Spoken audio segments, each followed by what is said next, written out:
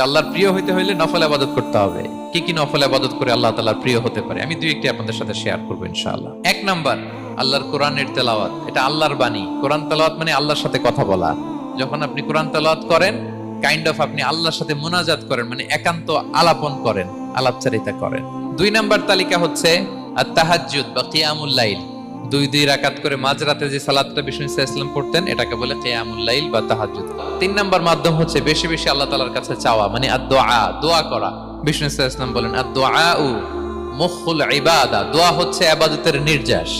এবং আল্লাহর কাছে চাইলে আল্লাহ খুশি হয়, না চাইলে আল্লাহ বেজার হয়। বিনয়ের সাথে চাইতে হবে, চোখের পানি ছেড়ে চাইতে হবে, চাওয়ার মতো চাইতে হবে। চাওয়ার মতো চাইলে আল্লাহ দেয়।